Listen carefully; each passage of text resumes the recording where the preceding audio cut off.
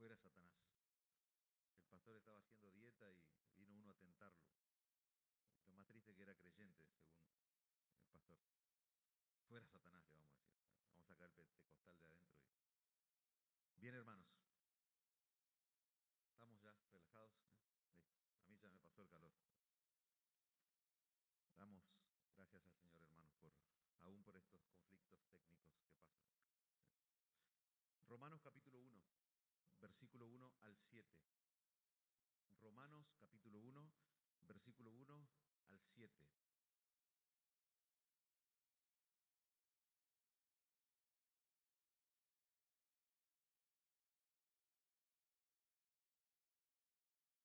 El título de este sermón, hermanos, es Cristo y nada más, la única esperanza del pecador. Dice así la palabra del Señor: Pablo, siervo de Jesucristo, llamado a ser apóstol, apartado para el Evangelio de Dios, que él había prometido antes por sus profetas en las Santas Escrituras, acerca de su Hijo, nuestro Señor Jesucristo, que era del linaje de David, según la carne, que fue declarado Hijo de Dios con poder, según el Espíritu de santidad, por la resurrección de entre los muertos, y por quien recibimos la gracia y el apostolado para la obediencia a la fe en todas las naciones por amor de su nombre, entre los cuales estáis también vosotros, llamados a ser de Jesucristo. A todos los que estáis en Roma, amados de Dios, llamados a ser santos, gracia y paz a vosotros, de Dios nuestro Padre y del Señor Jesucristo. Amén. Hasta ahí la porción de texto, hermanos. Este fin de semana hemos celebrado, como dice aquí abajo, el grito de libertad. Un grito de libertad que resonó fuertemente en el siglo XVI, cuando Dios, por medio de la Reforma Protestante, un hecho sumamente glorioso y lo celebramos este fin de semana, a través de esta reforma, Dios devuelve a su iglesia la luz del Evangelio. Fue un grito, hermanos, que rompió las cadenas de la tradición, decíamos este fin de semana, la corrupción de la iglesia romanista, la iglesia católica, apostólica romana, una institución que promovía o proponía, mejor dicho, una religión sin Cristo. La reforma protestante, decíamos, no puede ser reducida a un hecho histórico y nada más. La reforma protestante fue la obra de Dios para recuperar la pureza del Evangelio. Y este grito de libertad encendió una llama que volvería a poner a Cristo en el centro del mensaje de su iglesia, en el centro de la proclamación de su iglesia. Veíamos las grandes doctrinas que defendieron y que proclamaron los reformadores, doctrinas que claramente transformaron el mundo y dieron lugar a una nueva cosmovisión, podríamos decir, donde Dios es el centro de la historia, Cristo y su Evangelio es el centro de la predicación y la palabra de Dios se constituyó en el centro de la vida de la iglesia. Hablábamos de la centralidad de las Escrituras en la iglesia de Cristo y todo eso hizo que muchas enseñanzas, muchas filosofías, muchas herejías fueran fuertemente cuestionadas en ese entonces. En el contexto previo a la Reforma, la gente había escuchado de Cristo, pero Cristo no era suficiente. En esos años que veíamos de oscuridad en los cuales estuvo sumido la iglesia del Señor, era Cristo más otros intermediarios. Hoy estamos 508 años después y por lo que observamos en el contexto evangélico de nuestros días, no es muy diferente de aquel entonces. Y hablamos también acerca de esto durante el fin de semana. Hoy se habla de espiritualidad, se habla de Dios, se habla incluso de Jesús, pero cada vez se habla menos de Cristo como único Señor y Salvador. Hoy también vemos esa idea de Cristo más algo, Cristo más tus obras, Cristo más tu religión, Cristo más tu denominación, Cristo más tu esfuerzo, más tus experiencias, y en algunos lugares Cristo más tu prosperidad, Cristo más tu bienestar, y la lista podría ser interminable. Cuando a Cristo se le añade cualquier cosa, por pequeña que sea, por pequeña que parezca, tristemente la cruz deja de brillar, hermanos. Dios nos guarde de caer en eso. Por eso me pareció este texto, para cerrar este hermoso fin de semana y para ser proclamado en este culto de adoración al Señor, me pareció oportuno, necesario, que escuchemos atentamente lo que Pablo dijo hace casi 2000 años a una iglesia que aún él no conocía, que era la iglesia que estaba allí en Roma. Él no conocía esta iglesia. Romanos 1, versículo 1 al 7, ya vimos, lo leímos, Pablo no empieza con consejos prácticos, no empieza con una lista de instrucciones o de tareas. Él empieza presentando a Cristo mismo. ¿Qué Cristo? El Cristo prometido en las Escrituras, el Cristo resucitado con poder, el Cristo que nos llama a la obediencia, a la fe. Predicar solo Cristo, hermanos, no es un simple lema, una idea, una frase de la Reforma. Predicar solo Cristo es sumergirnos en la teología del Evangelio. Y el Evangelio es Cristo, su persona, su obra, su cruz, su resurrección. Por eso esta iglesia local, decíamos este fin de semana, mientras mira hacia el futuro, tiene que recordar algo. ¿El futuro dónde está? En el pasado, decíamos. Caminamos hacia adelante mirando lo que Dios ya hizo en el pasado. Y mirar 500 años atrás es un trampolín que nos lleva a lo que Dios hizo en la cruz del Calvario hace 2000 años, en la persona de su Hijo. Si no entendemos esto, hermano, de nada sirvió nuestra celebración de la Reforma. Nuestra esperanza no está en logros personales, en nuestros cambios. Nuestra esperanza no está en la política. Nuestra esperanza no está en la educación, no está en la batalla cultural como se nos quiere hacer creer en nuestros tiempos. Ni siquiera nuestra esperanza está en nuestra fe en sí misma, sino en el objeto de nuestra fe. ¿Y quién es el objeto de nuestra fe? Cristo y nada más. Él es la única esperanza del pecador, como reza el título de este sermón. En este pasaje de las Escrituras que acabamos de leer, Pablo nos muestra que el único fundamento seguro para el pecador es el Evangelio de Jesucristo, solo Cristo. Así que punto número 1 de este sermón, hermanos. Lo primero que Pablo hace es identificarse como un siervo de Jesucristo.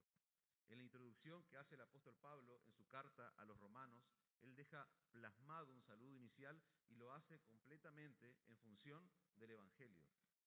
El glorioso Evangelio de Cristo no es algo secundario para Pablo, no es un accesorio, no es un mensaje más, no es un tema más, es su identidad y eso quedó plasmada en esta carta, es su pasión, es su predicación, es el punto de partida para hablarle a una iglesia que aún no conoce.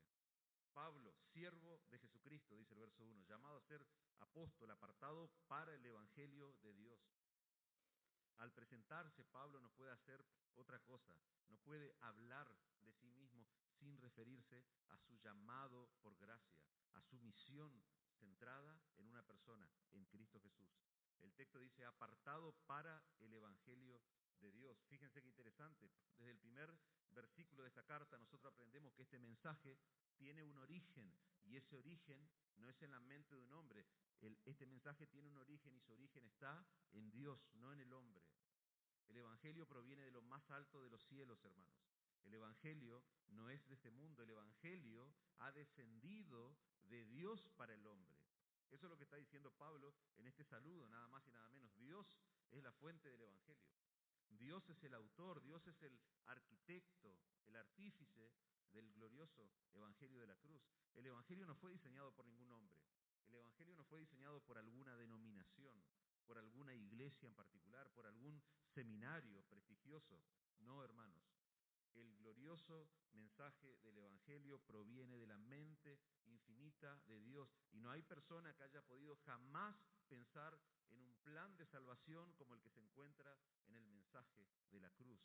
Solo Dios pudo haber pensado que Jesucristo, su Hijo, lo más preciado, lo más precioso del cielo, vaya a la cruz del Calvario, que ahí sea levantado para morir y que todos, repito, que todos los pecados de todas aquellas personas que Él vino a salvar sean transferidos a Cristo, tal como lo dice la Escritura. Al que no conoció pecado, por nosotros lo hizo pecado, para que nosotros fuésemos hechos justicia de Dios en Él. Un hombre no pudo haber elaborado semejante plan. Solo Dios pudo haber pensado en esa muerte sustitutiva, en ese glorioso intercambio de Cristo allí en la cruz del Calvario, que luego fuese sepultado y que al tercer día resucitara de entre los muertos. Eso eso fue idea de Dios, fue plan de Dios. Juan 14:6 dice, Jesús les dijo, yo soy el camino, la verdad y la vida. Nadie viene al Padre si no es por mí. Yo soy el camino. Hechos 4:12, en ningún otro hay salvación, porque no hay otro nombre bajo el cielo dado a los hombres en que podamos ser salvos. Pablo le escribe a Timoteo, capítulo 2, en su primera carta, verso 5, porque hay un solo Dios y un solo mediador entre Dios y los hombres. ¿Quién? Jesucristo, hombre. Esa es la exclusividad de la salvación que se encuentra en un solo lugar, en el Evangelio. En el Evangelio de Dios no hay un solo motivo para que el hombre sea exaltado. En el Evangelio, hermanos, no hay un solo motivo para que vos y yo seamos exaltados. El plan de salvación que proclama el Evangelio fue diseñado por Dios y llevado a cabo por Dios de principio a fin, por medio de la persona y la obra de su Hijo. ¿Para qué? Para que Él sea glorificado. Él y nadie más en la salvación de pecadores como nosotros. Y Pablo dice, yo soy un siervo de Jesucristo. Es decir, yo soy un siervo del Evangelio. Punto número 2. Este pasaje, hermanos, nos muestra que el Evangelio fue prometido en las Escrituras. Este plan que fue ideado en la mente y el corazón de Dios fue prometido en las Sagradas Escrituras. Y eso es lo que se conoce en teología como la continuidad del Evangelio, la validez del Evangelio en el tiempo. Pablo, siervo de Jesucristo, llamado a ser apóstol, apartado para el Evangelio de Dios, que Él había prometido antes por sus profetas, ¿dónde? En las Santas Escrituras. Pablo nos muestra, hermanos, que el Evangelio que Él predica, ese Evangelio que nosotros encontramos en todo el Nuevo Testamento, no es algo reciente, no es una invención reciente, no es una revelación que está desconectada del pasado. Al contrario, es el mismo Evangelio que comenzó a revelarse en un lugar donde todo comienza, en el huerto del Edén. Cuando Dios en medio de juicio, Él pronuncia una promesa gloriosa y pondré, dice Génesis 3:15, enemistad entre ti y la mujer y entre tu simiente y la simiente suya. Esta te herirá en la cabeza y tú le herirás en el calcañar. Desde ese momento, hermanos, la historia de redención comienza a desplegarse progresivamente, revelando que vendría un Salvador, esa simiente prometida, que vencería el pecado, que vencería al diablo, que vencería a la muerte. Génesis 3:15 es el primer anuncio del Evangelio, hermanos. ¿Por qué? Porque a partir de ese momento, el plan redentor es progresivamente revelado. Todo el Antiguo Testamento desarrolla esta promesa central, como un hilo de oro, hermanos, como un hilo de oro que atraviesa todos los libros, todos los siglos, todos los profetas, todos los sacrificios. Por eso decimos que hay una continuidad preciosa entre Antiguo y Nuevo Testamento. ¿Por qué? Porque se trata de un solo evangelio, se trata de un solo Salvador, una sola gracia, una sola fe, como Pablo lo establece en Efesios 4:5. La salvación fue por gracia desde el principio, hablábamos hoy con los hermanos que estaban presentes en la mañana. Los creyentes del antiguo pacto, hermanos, no fueron salvos por la ley, ni por obras, ni por ritos vacíos. Fueron salvos por gracia mediante la fe en la promesa del Redentor que había de venir. Ellos miraban hacia el futuro, nosotros miramos hacia atrás, pero ellos estaban mirando a ese Redentor, a ese Mesías prometido. Y aunque Cristo no había venido, ellos confiaron en aquel que vendría. Todos los redimidos del Antiguo Testamento fueron justificados, hermanos, sobre la base de la futura obra redentora de Cristo, aunque aún no se hubiera consumado. El pago definitivo fue hecho en la cruz del Calvario, hermanos. Porque mirando a Cristo, dice Romanos 3:25, porque mirando a Cristo Dios había pasado por alto en su paciencia los pecados pasados. Entonces, cada vez que un creyente, cada vez que un santo del Antiguo Testamento fue perdonado, fue por gracia, mediante la fe en la promesa de ese Redentor glorioso que había de venir. Cada sacrificio, cada cordero ofrecido en el sistema levítico apuntaba proféticamente a aquel Cordero de Dios que quita el pecado del mundo. En el canon de las Escrituras, hermanos, nosotros vemos 66 faros, 66 luminarias, que iluminan el camino del Evangelio. Los 39 libros del Antiguo Testamento fueron como luminarias, como faros colocados por Dios para guiar al pueblo a esperar con fe al Mesías prometido. Y los 27 libros del Nuevo Testamento son como faros que nos conducen a nosotros a mirar con fe a ese Mesías que ya vino, que murió, resucitó, ascendió a los cielos y reina hoy desde la diestra del Padre con poder. Todos los salvos, todos los salvados, cualquiera sea la generación, nos juntamos en un solo lugar, los del pasado y los del presente, ¿dónde? En la cruz, poniendo nuestra fe en el Señor Jesucristo y en su obra de redención. Desde Génesis hasta Apocalipsis, hermano, toda la Escritura nos apunta a una sola persona, a un solo lugar, a Jesucristo. Él mismo lo afirmó: escudriñad las Escrituras, porque a vosotros os parece que en ellas tenéis la vida eterna y ellas son las que dan testimonio de mí. Juan 5:39, Lucas 24:27, y comenzando desde Moisés y siguiendo por todos los profetas, les declaraba en todas las Escrituras lo que de él decían. Entender esto nos debe llevar a maravillarnos, hermanos, ante la fidelidad de Dios. Él no improvisó tu salvación y mi salvación. Desde principio a fin, su plan eterno fue manifestar su gloria en la redención de pecadores por medio de su Hijo. Cristo es el centro, el cumplimiento, el propósito de toda la revelación bíblica, hermanos. Entonces, cada vez que abrís la palabra de Dios, cada vez que abrís las Escrituras, debemos buscar a Cristo. Hoy hablábamos y decíamos con una hermana, ese error de presentar las historias del Antiguo Testamento desconectada del hecho glorioso y central que es Cristo y su obra en la cruz. A veces le enseñamos a los niños, decíamos, y hacemos una enseñanza fantástica, de fantasía parece, pero desconectada de la cruz. Dios nos guarde de hacer eso. Cada vez que abrimos nuestra Escritura, para lo que sea, para enseñarle a un niño, para proclamar, para predicar, tenés que buscar a Cristo. ¿Por qué? Porque todo apunta a Él. Todas las promesas, dice Pablo, 2 Corintios 1:20, nueva traducción viviente, todas las promesas de Dios se cumplieron en Cristo con un resonante sí, y por medio de Cristo nuestro amén, que significa sí, se eleva a Dios para su gloria. La iglesia no tiene autoridad, hermanos, para inventar, para adaptar otro mensaje. El evangelio que predicamos está anclado en las sagradas Escrituras. Es el evangelio eterno, certificado por los profetas del Antiguo Testamento, proclamado por Cristo durante su ministerio y confirmado por los apóstoles del Nuevo Testamento. Dice Pablo en los Efesios 2:20, edificado sobre el fundamento de los apóstoles y profetas, siendo la principal piedra del ángulo Jesucristo mismo. Cuando la iglesia se mantiene fiel a este evangelio, hermanos, permanece firme, prevalece. Cuando lo abandona, pierde su esencia, su poder, su identidad, se transforma en cualquier cosa, menos en una iglesia. Este evangelio que predicamos no es nuestro, hermanos. Es de Dios, es eterno, es fiel. La pregunta de rigor: ¿lo conoces? ¿Lo amás?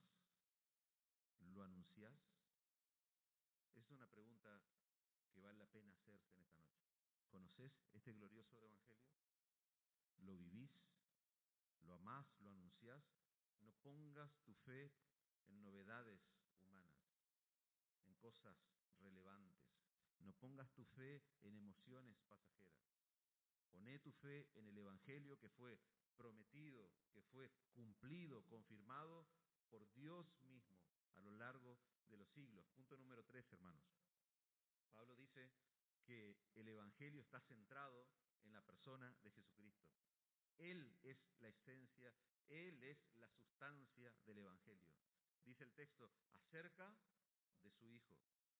No acerca de nosotros, acerca de su Hijo, que nació de la descendencia de David según la carne, que fue declarado Hijo de Dios con poder según el Espíritu de Santidad por la resurrección de entre los muertos, Jesucristo nuestro Señor. Este Evangelio, hermanos, que es revelado en toda la Sagrada Escritura, tiene a Jesús como el eje central que atraviesa toda la palabra de Dios. Pablo continúa desarrollando su presentación y él afirma que el Evangelio de Dios tiene que ver con el Hijo de Dios. es acerca de su Hijo. En otras palabras, la esencia misma del Evangelio no es un sistema de ideas, no es un código moral, no es una experiencia espiritual, no es algo sensorial, es una persona, Jesucristo. Jesucristo es el Evangelio. ¿Por qué? Porque Dios no envió un plan, Dios no envió un ángel, Dios no envió una fórmula, Dios no envió una lista de reglas, Dios envió lo más preciado del cielo, Dios envió a su Hijo. Esta es la gloriosa diferencia, hermanos, entre el cristianismo y todas las religiones del mundo. Las religiones, ¿qué ofrecen? Rituales, filosofías, caminos, esfuerzos humanos para intentar alcanzar el favor de Dios. El Evangelio revela lo que Dios hizo en la historia por medio de su Hijo. ¿Para qué? Para venir a nosotros, para acercarse a nosotros, salvarnos y reconciliarnos consigo mismo. El ofendido haciendo un plan de redención, de restauración, de reconciliación con los ofensores. ¡Wow! Todo el Evangelio está contenido en Cristo, decía Juan Calvino. Y apartarse un solo paso de Él, es decir, de Cristo, es apartarse del Evangelio. En nuestro texto nosotros vemos dos afirmaciones de Cristo. ¿Cuáles son esas dos afirmaciones? Verdadera humanidad, verdadera divinidad. Versículo 3, nuestro Señor Jesucristo, que era, ¿de dónde? Del linaje de David según la carne. ¿Por qué? Porque nosotros sabemos y aprendemos que Jesús es verdaderamente hombre, por la luz que nos da la palabra de Dios. Asumió una naturaleza real, tangible, visible. Vino, dice Pablo, de la descendencia del rey David, cumpliendo las promesas mesiánicas del Antiguo Testamento. Esto significa que Jesús es el Mesías prometido. Esta afirmación que Pablo está haciendo en su salutación a los romanos está enfatizando que Jesús es el Mesías prometido, el Rey legítimo que fue enviado a reinar sobre el pueblo de Dios. Primero en humillación, porque se hizo hombre, viene del linaje de David, y luego en gloria, primero la cruz y luego la gloria. No como se nos quiere hacer creer, primero la gloria acá. Esto no es el cielo, hermanos. Se vende un evangelio distorsionado en el día de hoy, el cual hay que resistirlo y hay que combatirlo. Plenamente hombre, dice Pablo, verdadera humanidad, del linaje de David, dice el verso 4, declarado Hijo de Dios con poder por la resurrección de los muertos. Este que es verdaderamente hombre es verdaderamente Dios. Jesús siempre ha sido el Hijo eterno de Dios, pero en su encarnación, voluntariamente Él asume una postura de debilidad. Cuando Pablo le escribe a los Filipenses, capítulo 2, verso 6, dice, el cual siendo en forma de Dios no estimó el ser igual a Dios como cosa que aferrarse, sino que se despojó a sí mismo, tomando forma de siervo, hecho semejante a los hombres, y estando en la condición de hombre, dice Pablo, se humilló a sí mismo, haciéndose obediente hasta la muerte. Cristo, hermano, fue despreciado, humillado y muerto, asesinado como un siervo, como un esclavo. Su gloria divina quedó velada, su gloria divina quedó oculta por esa humanidad. Pero en su resurrección, hermanos, Dios el Padre lo declara públicamente como el Hijo de Dios con poder, exaltándole a la posición de Señor resucitado y glorioso. Por eso Pablo sigue diciendo, Filipenses 2:9, por lo cual Dios también le exaltó hasta lo sumo y le dio un nombre que es sobre todo nombre. ¿Para qué? Para que en el nombre de Jesús se doble toda rodilla de lo que está en los cielos y en la tierra y debajo de la tierra, y toda lengua confiese que Jesús es el Señor, para gloria de Dios el Padre. Cuando Pablo dice en nuestro texto, declarado Hijo de Dios con poder, no significa que antes no lo era, sino que ahora ha sido manifestado con una autoridad soberana y vindicado en la resurrección. Esa palabra vindicado implica que la resurrección eliminó cualquier duda, cualquier acusación sobre Jesús, confirmando su justicia, su divinidad y validando su mensaje y su obra. Eso es lo que hizo la resurrección, hermanos. Cristo es el centro del Evangelio, Él es la esencia, decíamos antes, Él es su contenido, Cristo es el corazón del Evangelio. Si nosotros predicamos un mensaje Sin Cristo no estamos predicando el Evangelio. Si Cristo de pronto es un accesorio y nada más en nuestro mensaje, no estamos predicando el Evangelio. Cristo es verdadero hombre, porque Él vino a representar a los hombres, pero Cristo es verdadero Dios. ¿Por qué? Porque Él intercede ante el Padre. Cristo es el único mediador entre Dios y los hombres, dice Pablo. No hay lugar para santos, no hay lugar para vírgenes, no hay lugar para otros intermediarios, como ocurría hace 500 años atrás y como sigue ocurriendo tristemente en el día de hoy. Solo Cristo es suficiente. La resurrección de Cristo es el fundamento de tu esperanza futura, si sos un verdadero creyente. El mismo Espíritu que lo levantó de entre los muertos también te vivificará a vos. Eso es lo que enseña la Escritura, que el mismo Espíritu que lo levantó con poder es aquel que traerá vida a nosotros, los creyentes.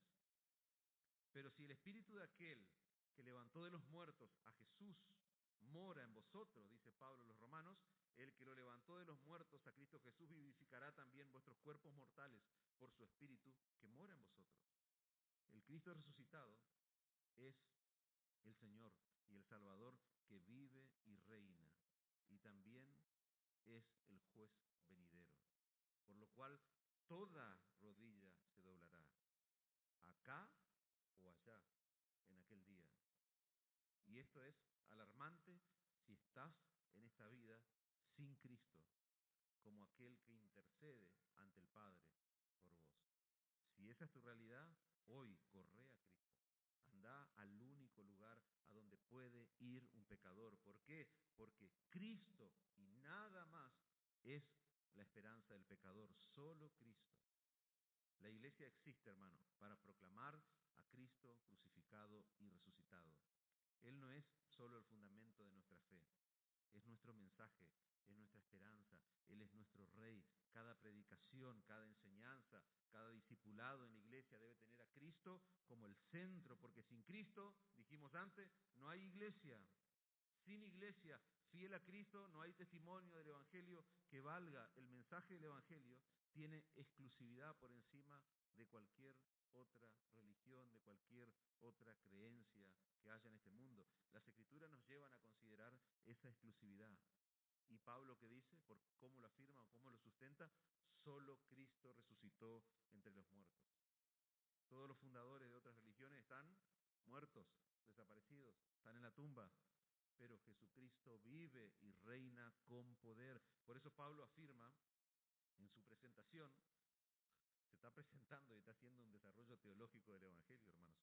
Él afirma en su presentación, fue declarado Hijo de Dios con poder por la resurrección de entre los muertos. Él es el único que venció a la muerte, el único que puede dar vida eterna, el único que puede presentarte justo ante Dios. Por eso es pertinente, anda a Cristo. Si no tienes a Cristo hoy en tu vida, el Evangelio no es principalmente una idea, decíamos antes, no es un sistema de ideas, no es un código moral, no es una doctrina, no es una religión, una experiencia o una promesa. El Evangelio es la persona gloriosa de Cristo, el Hijo de Dios, el Hijo de David, el Señor resucitado. Cristo no solo predicó el Evangelio durante su ministerio terrenal, Cristo es el Evangelio, hermanos. Y si Cristo es el Evangelio, conocerle a Él, confiar en Él, seguirle, obedecerle, proclamarle, es la más alta vocación que un hombre y una mujer puede tener de este lado de la eternidad. Punto número 4. Miren la amplitud universal del Evangelio. Su propósito glorioso es, dice Pablo, la obediencia de la fe en todas las naciones, versículo 5, y por quien recibimos la gracia y el apostolado para la obediencia a la fe en todas las naciones, por amor de su nombre. Pablo nos muestra ahora el alcance de este glorioso mensaje. No es provincial, no es local, no está reservado a una etnia. Dice Pablo, es universal. ¿Cuál es el propósito glorioso de este mensaje? Llevar a todas las naciones a una obediencia que nace de la fe para la gloria de Cristo. El Evangelio no tiene fronteras, hermanos. El Evangelio es para todos los pueblos. Pablo menciona que ha recibido la gracia y el apostolado para llevar el evangelio a todas las naciones, es decir, a todas las naciones no judías, al mundo gentil. Aunque Pablo era judío, su comisión, su encomienda era global, misional, era urgente. Él entendía que Jesucristo no vino a salvar una raza, una etnia, una nación, una cultura. Él vino a salvar a pecadores de toda lengua, de todo pueblo, de toda tribu, de toda nación. No importa el lugar donde haya nacido una persona. Siempre el único camino a Dios será Cristo Jesús. Él es el único camino a Dios. Pablo está hablando de una obediencia que proviene de la fe. Él como apóstol no fue comisionado simplemente a conseguir decisiones. Pablo no era un decisionista. Él no andaba haciendo campaña tomando nota de las decisiones por Cristo. Él nos llevaba un mensaje para generar emociones, para formar un grupo de simpatizantes religiosos. Él fue enviado a promover, dice la Escritura, la obediencia a la fe. Y esto no es legalismo, ni una justificación por obras, sino una obediencia que nace de una fe verdadera y transformadora. El texto por excelencia, el texto glorioso que leíamos hoy, Efesios 2, 8 y 9. Por gracia soy salvo por medio de la fe, no por obras. Gálatas 5, 6. Porque en Cristo Jesús ni la circuncisión vale algo, ni la incircuncisión, sino la fe que obra por el amor.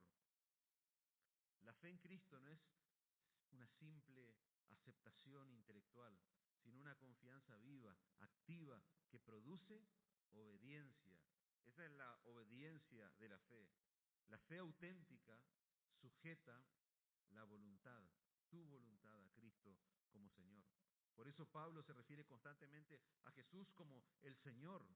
Quien cree verdaderamente en Cristo, ¿qué hará? Se va a someter a Él. No será perfecto, pero será honesto, será sincero, será genuino en su sometimiento a Cristo, porque Él es Señor. Él es el Curios. Esa es la palabra griega. ¿A quién se le denominaba como el Señor? Al emperador. ¿Y qué decían los cristianos? No, no es el emperador. Cristo es nuestro Curios. Él es nuestro Señor. Él es Dios, no un hombre. Y las cabezas estarían rodando. Iban a la hoguera. Desastre. Pero ellos mantenían firme su obediencia a la fe. Romanos 6:16. ¿No sabéis que si os entregáis a alguien como esclavo para obedecerle, sois esclavo de aquel a quien obedecéis? Todos somos esclavos, hermanos, o del pecado o de Cristo. No hay otra opción, no hay una tercera opción. La iglesia, hermanos, una aplicación importante. La iglesia no es un club. La iglesia no es un club social. Es una comunidad de esclavos. Esclavos redimidos por amor, que viven para hacer la voluntad de su Señor. Por eso el mensaje central de la iglesia debe ser siempre el llamado a la obediencia de la fe en Cristo. No simplemente una experiencia espiritual o una afiliación a una membresía y nada más. La pregunta de rigor, ¿quién es tu amo? ¿Cristo o el pecado? ¿Quién es tu amo? ¿De quién sos esclavo? No hay tercera opción. No se vale tercera opción, diríamos. ¿Quién es tu amo? ¿Podés decir con integridad que Jesús es tu Señor, que su voluntad tiene más peso que la tuya en tu vida? ¿Podés decir eso? ¿Podés afirmarlo? Muchos creen que son libres, hermanos, cuando en realidad son esclavos del pecado, porque el pecado opera desde los deseos más íntimos del corazón.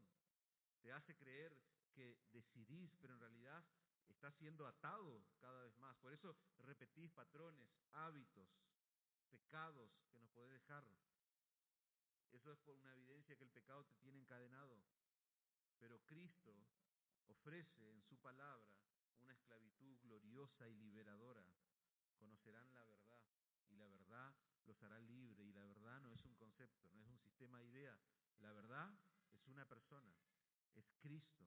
Así que si el Hijo libertare, dice Juan 8:36, serán verdaderamente libres. Cada vez que Cristo te ordena algo, Él lo hace como Señor perfecto que es, como un Padre bondadoso, sabio, amante de tu alma. Sus mandamientos, su voluntad no buscan tu opresión, sino tu preservación, tu gozo, tu libertad verdadera. Pablo declara que esta misión existe por amor de su nombre. el propósito último del Evangelio no es el bienestar humano, no es únicamente la salvación de pecadores. Es la gloria de Jesucristo en todas las naciones. Y repito esto, hermanos, el propósito último del Evangelio no es el bienestar humano, por lo cual rechazamos cualquier mensaje del Evangelio que tenga al hombre en el centro de su proclamación. No, no ese es el fin del Evangelio. No es tampoco la salvación de pecadores. Oramos y rogamos al Señor que sean salvados los pecadores por la proclamación de este glorioso mensaje, pero ese no es el propósito último, no es el fin último. El fin último del Evangelio es la gloria de Jesucristo en todas las naciones. Por eso el pasaje de la Gran Comisión, Mateo 28, 19, por tanto, id y haced discípulos a todas las naciones. Filipenses 2:10, para que el nombre de Jesús se doble, decíamos. Toda rodilla se doblará ante el nombre de Cristo. Entonces la razón suprema por la que debemos predicar el Evangelio no es solo por el deseo de que los pecadores se salven. Deseamos eso y anhelamos y hay gozo acá en la tierra y en el cielo cuando un pecador se salva. Pero la razón suprema por la cual proclamamos este mensaje es un celo ardiente y apasionado por la gloria de Jesucristo. Por la gloria de Jesucristo. ¿Por qué? Porque te debe doler que Cristo no sea adorado. Nos debe doler como iglesia que Cristo no sea adorado. Nos debe quebrantar que millones alaben a ídolos muertos. Que haya incrédulos que van camino a una condenación eterna y no estén adorando, no estén rendidos ante Cristo Jesús. Él es el único Salvador que vive y no recibe gloria en los corazones de los hombres que componen tu familia, esta ciudad, esta nación, este mundo. Eso es lo que te debe impulsar a proclamar el mensaje de la cruz. Que Cristo reciba la gloria que su nombre merece. Pablo entendió que su vida existía para llevar a las naciones a la obediencia a la fe, por amor al nombre de Jesús. Esa debe ser tu pasión y mi pasión.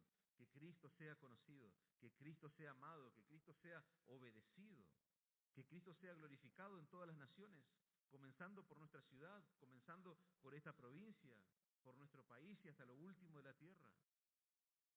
Qué presentación, hermanos, qué presentación, qué salutación. Después de esta presentación, Pablo nos dice que a quién está dirigida esta carta. Fíjense, punto número 5. Él nos muestra cuáles son los destinatarios y de esa forma nosotros podemos ver que el Evangelio produce un pueblo llamado, un pueblo amado, un pueblo santo. Verso 6. Entre los cuales estáis también vosotros llamados a ser de Jesucristo. A todos los que estáis en Roma, amados de Dios, llamados a ser santos. Gracia y paz a vosotros, de Dios nuestro Padre y del Señor Jesucristo. Hasta aquí nosotros hemos visto, hermano, cómo el Evangelio de Dios define a Pablo como siervo, apóstol y apartado para el Evangelio de Dios. Ahora vemos que también define no solamente al apóstol, sino a quienes son los destinatarios de esta carta. El Evangelio también había sido que define a la audiencia sobre la cual se iba a leer esta carta. El Evangelio no solo transforma individuos, sino que forma un pueblo, hermanos. Un pueblo llamado, un pueblo amado y santo para Dios. Hay 3 verdades gloriosas sobre los creyentes en Roma que Pablo deja plasmado en el inicio de su carta. Dice que han sido llamados a ser de Jesucristo. Dice que son amados de Dios. Dice que han sido llamados a ser santos. Este es el orden del Evangelio aplicado, llamado por Cristo, porque fueron amados por Dios para vivir una vida santa. ¿Querés resumir el Evangelio aplicado? Llamado por Cristo, amado por Dios, a vivir una vida santa. Pablo dice que los creyentes en Roma son llamados a ser de Jesucristo. ¿Sabe a qué se refiere eso? Eso se refiere a lo que conocemos hoy por la ilustración que tenemos gracias a la Reforma Protestante. Pablo está hablando del llamado eficaz. Pasaron los siglos y se le ha puesto a este llamado el llamamiento eficaz. ¿Cuándo sucede ese llamamiento eficaz? Cuando el Señor, por medio del Evangelio, llama con poder ¿a quiénes? A sus ovejas. ¿Y cómo responden sus ovejas? Responden en arrepentimiento y fe. ¿Por qué? Porque el Señor mismo lo dijo, mis ovejas oyen mi voz, yo las conozco y me siguen, yo les doy vida eterna, no perecerán jamás, ni nadie las arrebatará de mi mano. ¿Cómo oyen sus ovejas la voz de Cristo? ¿Cómo oímos hoy la voz de Cristo? A través de la predicación fiel de su palabra. Por eso Pablo dice a los Romanos capítulo 10, 14 al 17, ¿cómo pues invocarán a aquel en el cual no han creído? ¿Cómo creerán en aquel de quien no han oído? ¿Y cómo oirán sin haber quien les predique? ¿Y cómo predicarán si no fueren enviados? Como está escrito, cuán hermosos son los pies de los que anuncian la paz, de los que anuncian las buenas nuevas. Mas no todos obedecieron al Evangelio. Pues Isaías dice, Señor, ¿quién ha creído a nuestro anuncio? Así que la fe es por el oír y el oír por la palabra de Dios. El llamado de Cristo no es un simple llamado externo que el pecador puede aceptar o rechazar por sí solo. Es un llamado eficaz a través de la predicación fiel del Evangelio y acompañado por el poder del Espíritu Santo que vence la resistencia del corazón humano y que lo lleva con gozo a Cristo. Cuando el Evangelio está siendo predicado fielmente, es Cristo quien está llamando al pecador. Y Él sigue salvando hoy, no con una voz audible, sino por medio de la voz de su Evangelio proclamado. Y todos los que el Padre le dio oirán su voz y vendrán a Él. ¿Por qué? Juan 6:37. Todo lo que el Padre me da vendrá a mí, y el que a mí viene, yo no le echo fuera. Pablo los llama a los romanos amados de Dios. Esto nos lleva a la raíz del plan redentor, el amor eterno del Padre. Yo quedo extasiado, hermanos, sin palabras, no sé cómo explicarlo, que Dios me ha llamado a mí que soy un miserable pecador.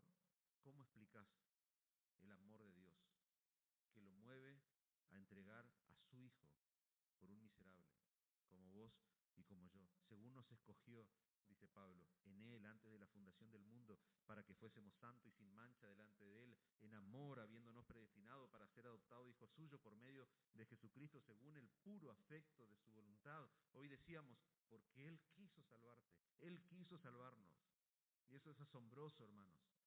Dios, conociendo de antemano cada pecado, cada rebelión, cada indiferencia de tu corazón y de mi corazón, decide amarme, decide amarnos, no por algo que vio en vos, sino porque fue por el puro afecto de su voluntad, porque Él lo quiso en su voluntad soberana.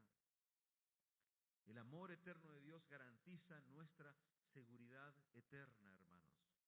El amor eterno de Dios, repito, garantiza nuestra seguridad eterna. ¿Por qué? Porque nadie puede arrebatar de su mano lo que Él ama y Él ha comprado a precio de sangre. Nada, dice Pablo, nos podrá separar del amor de Dios que es en Cristo Jesús, Señor nuestro. Yo quiero ser muy cuidadoso, hermano, con lo que voy a decir, pero es tan importante que yo no quiero callarlo. La enseñanza de que un verdadero creyente puede perder su salvación contradice el Evangelio de la gracia soberana. Y es un error doctrinal grave, hermanos, que lamentablemente algunos lo sostienen o por ignorancia o por obstinación. Una de las doctrinas centrales de la teología reformada es precisamente la perseverancia de los santos. La Confesión Bautista de Fe de Londres, 1689, dice, a aquellos a quienes Dios ha aceptado en el amado y ha llamado eficazmente y santificado por su Espíritu, nunca pueden caer total ni finalmente del estado de gracia, sino que ciertamente perseverarán en Él hasta el fin y serán salvos eternamente. Capítulo 17, párrafo 1. Por lo tanto, la seguridad eterna de un creyente no depende de su esfuerzo ni de su fidelidad, sino del amor eterno de Dios, este amor que es imposible explicarlo y encerrarlo en palabras. Depende de su amor eterno, de su amor inmutable, de su amor electivo, de su amor redentor. Dios nos ha amado, nos ha escogido, nos ha salvado en Cristo. ¿Cómo explicamos eso? Afirmar lo contrario es un grave error que distorsiona la esencia del Evangelio. Esa doctrina o esa creencia de que un creyente puede perder su salvación tiene consecuencias graves, hermanos. Punto número 1, niega la eficacia de la obra redentora de Cristo. Si alguien verdaderamente redimido puede perderse, entonces la sangre de Cristo puede fallar en su propósito. Punto número 2, niega la fidelidad del amor eterno, inmutable de Dios. Si el amor de Dios puede fallar o retirarse, no es eterno, tampoco es soberano, tampoco es incondicional. Punto número 3, minimiza el poder preservador del Espíritu Santo.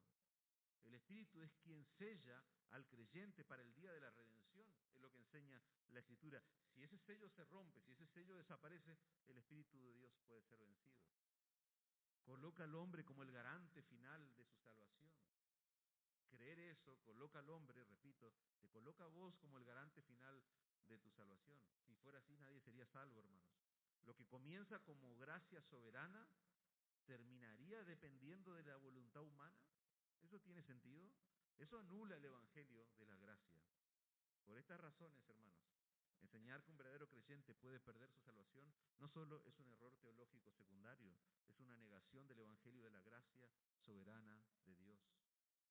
¿Cómo sigue Pablo en esta carta? Pablo dice al final que estos romanos no solamente fueron amados de Dios, fueron llamados a ser santos.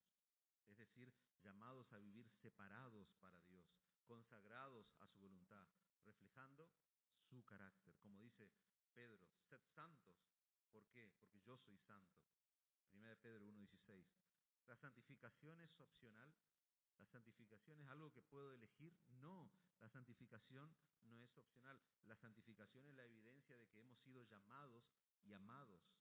Dios no llama a nadie que no tiene intención de transformar. Dios no llama a nadie que no tiene intención de transformar.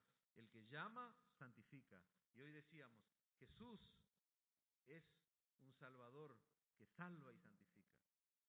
El Cristo que se proclama en el Evangelio salva y santifica. Y el mismo Dios de paz os santifique por completo, dice Pablo a los tesalonicenses. La iglesia, hermanos, no es un grupo de personas con intereses similares, con cosas en común, con ciertas afinidades, con cierta química, cierto feeling. A veces hablamos en esos términos. La iglesia es un pueblo santificado por el Evangelio. Nuestra identidad no está definida por nuestro estatus social, por mi posición, por mi clase social, por mi profesión, por mi estado civil, por mi nacionalidad. No te define a vos si sos rico, si sos pobre, no te define si sos soltero o casado, no te define si sos un universitario o sos un terciario o sos alguien que ni siquiera pudo llegar a la universidad. Lo que te define si sos creyente es Cristo. Y si estás en Cristo, tu nueva identidad es la que dice Pablo, llamado por Cristo, amado por el Padre, apartado para vivir para Dios, sos su posesión. Fuiste apartado para vivir para Él. Si hoy estás en Cristo es porque Él te llamó. Y Él te llamó porque el Padre te amó eternamente. Y si te amó y te llamó, es porque quiere hacerte santo, semejante a Cristo. Esa es tu verdadera identidad. Eso es lo que te define. No la identidad que te impone el mundo, sino la identidad que te otorga el Evangelio. ¿Cuál es esa identidad, pastor? Llamado por Cristo, amado por Dios, santo para su gloria. Por último, hermano, punto número 6. Pablo expresa su saludo a estos creyentes. ¿Y cómo los va a saludar? Se está presentando y no hace otra cosa más que presentarse en función del Evangelio, por lo cual los va a saludar en función del Evangelio. Gracia y paz a vosotros, de Dios nuestro Padre y del Señor Jesucristo. Fíjense cómo Pablo concluye esta sección introductoria de la carta y extiende un saludo pastoral a los creyentes en Roma. Pero este no es un saludo vacío, no es un saludo mecánico, no es un saludo cultural. Es un saludo profundamente cargado de verdad teológica, saturado del Evangelio mismo. Pablo nos está diciendo, buenos días, ¿cómo están? ¿Todo bien? No está diciendo, deseo que todo marche bien por allá. No. Gracia y paz a vosotros. Esas palabras, gracia y paz, son el resumen del Evangelio. ¿Querés resumir el Evangelio? Pablo, experto, nos dice gracia y paz. Son dos términos que concentran y resumen la totalidad de la bendición que el creyente ha recibido en Cristo. Gracia. Hablamos mucho de la gracia estos días. ¿Qué es la gracia? Es el favor inmerecido de Dios hacia pecadores culpables.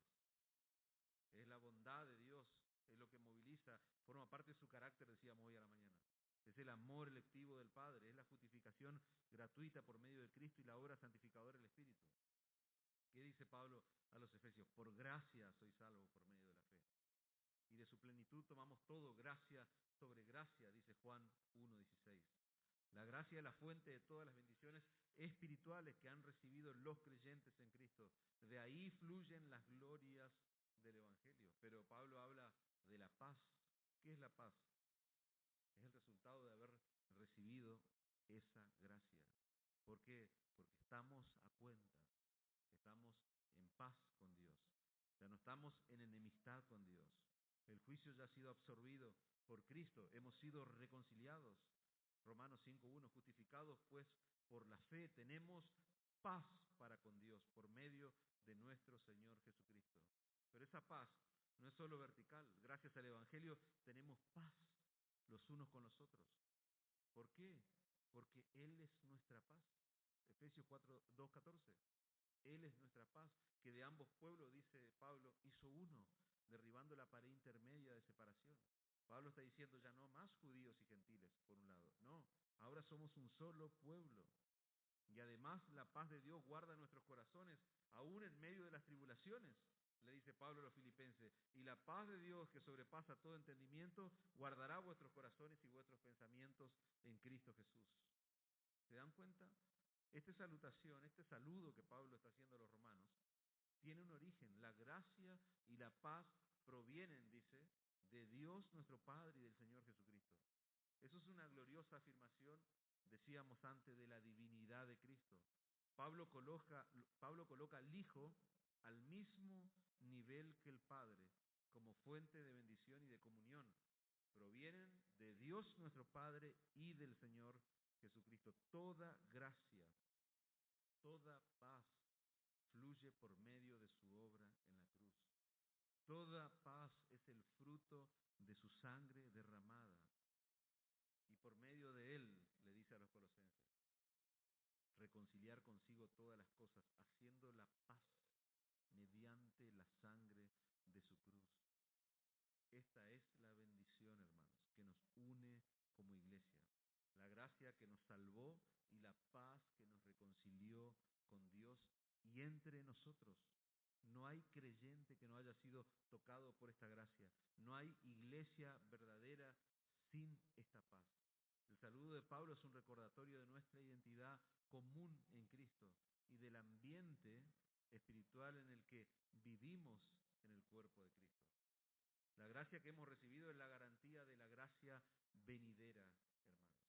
La gracia que has recibido al momento de tu conversión es la garantía de la gracia que vas a experimentar en el futuro. La paz que disfrutamos hoy es el anticipo de la paz eterna que nos espera, aguardando, le dice Tito 2:13, aguardando la esperanza bienaventurada y la manifestación gloriosa de nuestro gran Dios y Salvador Jesucristo. Ese saludo de Pablo es una mirada al futuro, hermanos. El saludo que estamos estudiando de Pablo es una mirada al futuro, es un recordatorio de que aquel que comenzó la buena obra en nosotros la perfeccionará hasta el día de Jesucristo. Queridos hermanos, si hoy estás en Cristo, todo lo que tenés, vida, fe, perdón, gozo, comunión, esperanza, es por gracia. Y por esa gracia hoy tenés paz con Dios. Tenés paz con tus hermanos y paz para tu alma. Gracia a vosotros y paz de nuestro Dios, de Dios nuestro Padre, dice Pablo, y del Señor Jesucristo. Que estas palabras, hermanos, sean una confesión viva, una alabanza constante, una verdad que te sostenga todos los días de tu vida, hermanos. Conclusión. Esta es la forma en la que Pablo introduce este monumental tratado teológico del Evangelio de Dios. ¿Y qué es lo que hace Pablo? Mostrarnos que el único fundamento seguro para el pecador es el Evangelio de Jesucristo. Solo Cristo. Y lo hace no escribiéndole a teólogos de un seminario. Lo hace no escribiéndole a una élite espiritual.